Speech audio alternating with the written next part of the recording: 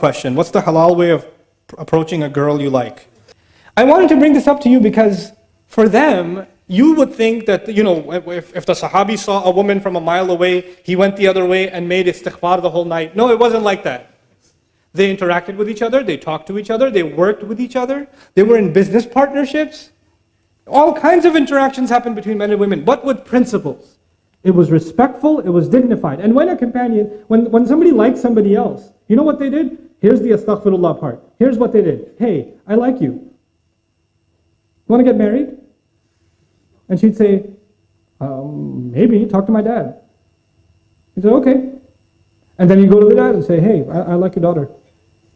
And I talked to her, she's not entirely opposed to the idea. Is it cool? And he says, let me talk to my daughter.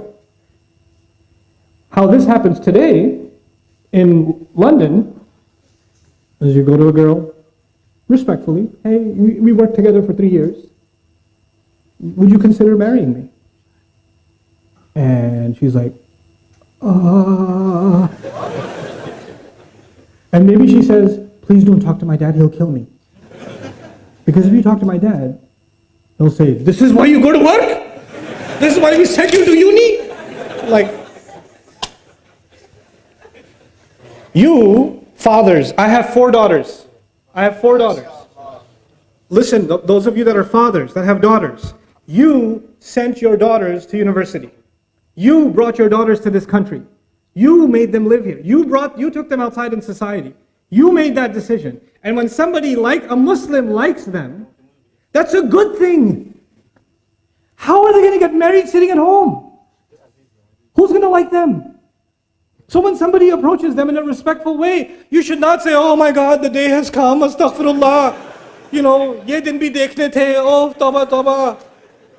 What a humiliation. Now we have to go take you back into Bangladesh and hide you in a village somewhere because some guy likes you. Astaghfirullah. And there's somebody's doing ruqya on her, and calm down.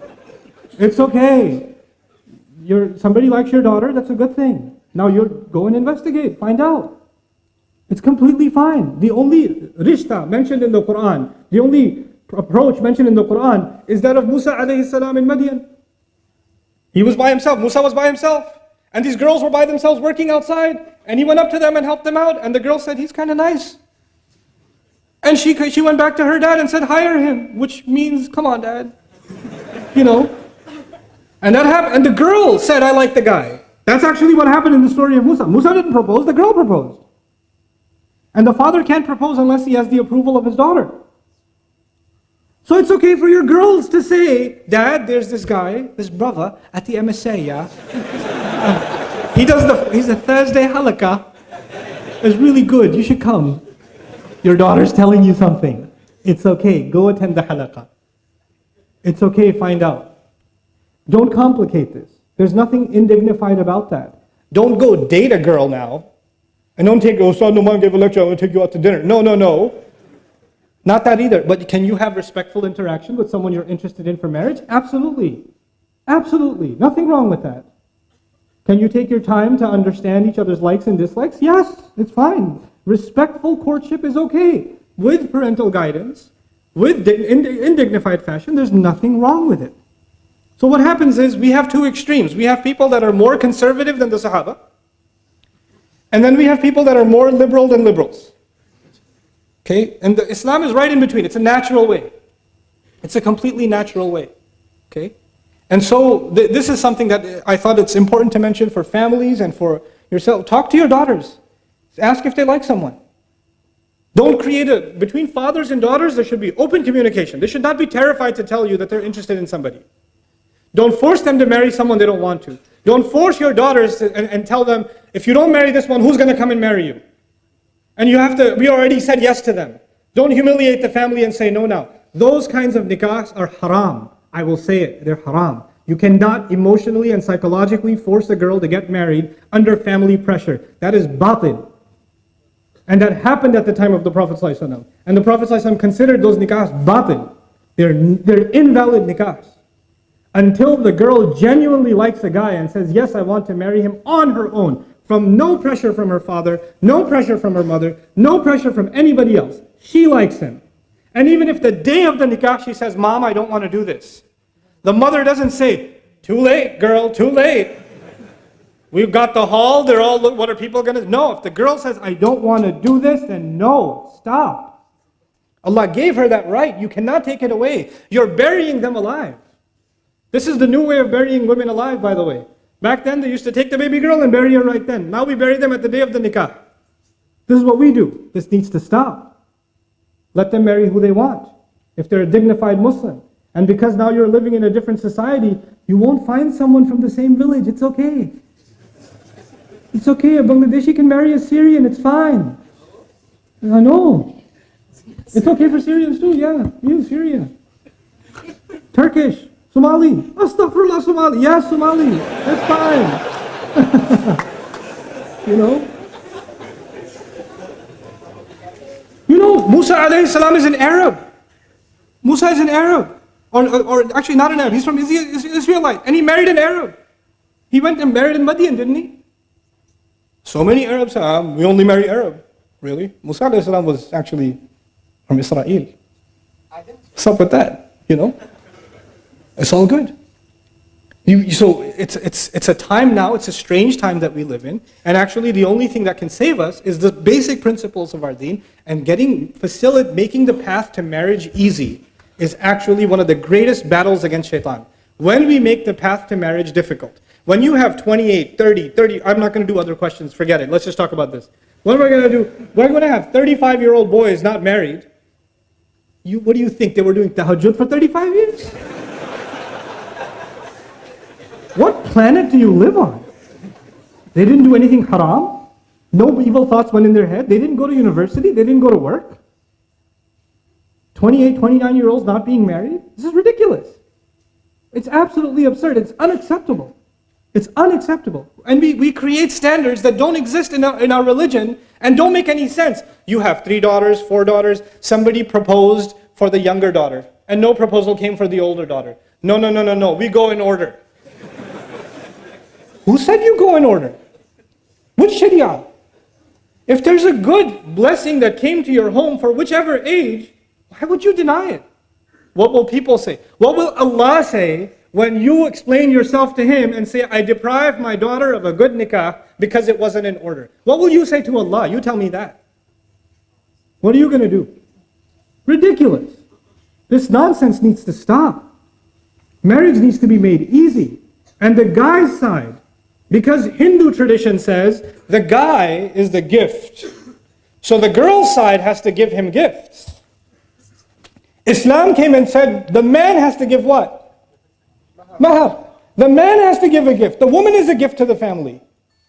And now we do in Pakistan, India, Bangladesh, Southeast Asia. No. We don't want jahez. We don't want gifts from the girl's side, but there should be something. At least a fridge.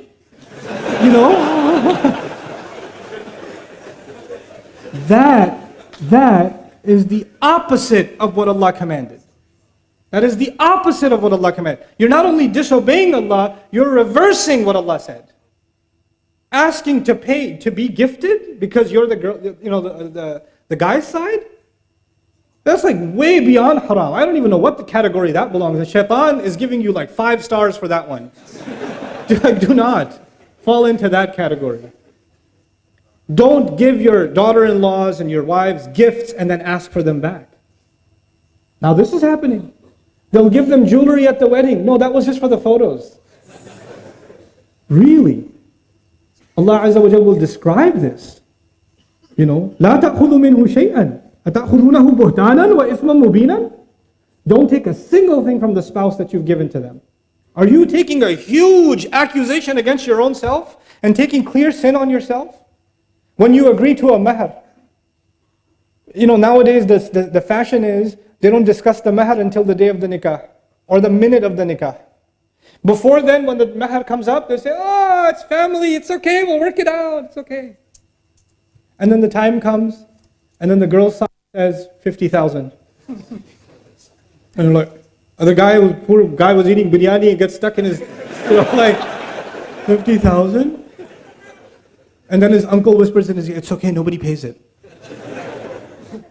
If you have no intentions of paying mahr, your nikah is invalid. If you have intentions of asking your wife to forgive the mahr, you're committing a grave sin. You can't even ask for a discount. You cannot, you're not allowed. You can't give it when, you decide. She decides when it's given. That's her right. That's what validates the marriage. Don't agree to a mahr you can't afford. Don't agree to a mahr you have no intention of paying. Don't agree to a mahr that you intend to get forgiven. Oh, if you loved me, you would have forgiven it. Why does money have to prove that I love you? Because it's mahr. And because you can't use that kind of language. فَإِن طِبْنَ لَكُمْ عَنْ نَفْسٍ مِّنْهُ شَيْئًا. If they, out of their own free will, out of the goodness of their own heart, decide to give you some of it, like you gave the 1,000 for the month to her of the mahr, and she says, here's £2, get yourself an ice cream. That's up to her. She wants to do that, she can do that, but you cannot. That's not your money. That is not your money. These things, why am I highlighting these random things? These are the things that we have introduced into the institution of marriage, making marriage difficult. And when you make marriage difficult, the door to zina is wide open. The door to corruption is wide open.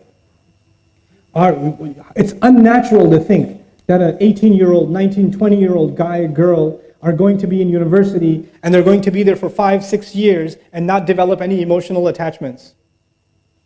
And then for them to randomly marry a cousin back in Lahore.